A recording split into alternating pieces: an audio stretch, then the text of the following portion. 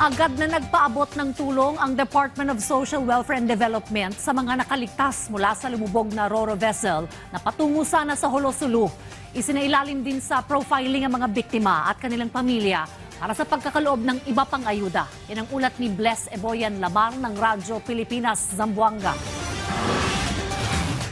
Nakaantabay na ang Department of Social Welfare and Development o DSWD sa pagtugon sa mga apektado ng paglubog ng pampasaherong barko na MV Tricia Kirsten III sa Basilan mula sa Zamboanga City patungo sa Holosulu. Batay sa pinakahuling ulat, umabot na sa mahigit 130 individual ang dinala sa Isabela City, Basilan. Nakatanggap sila ng ready-to-eat food mula sa DSWD sa pamamagitan ng City Social Welfare and Development Office ng Isabela.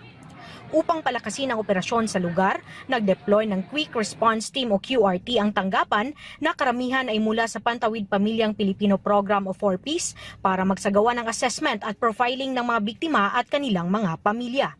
Samantala, ayon sa manifesto ng barko, may kabuuang 332 na pasahero ang sakay ng MV Tricia Kirsten III at 27 na crew members nang mangyari ang insidente.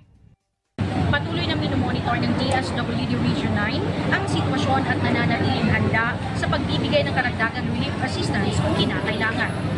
Mula rito sa Zamboanga City para sa Integrated State Media, kasama si Shirley Espino, Bless Eboyan Lamar ng Radyo Pilipinas, Radyo Publiko.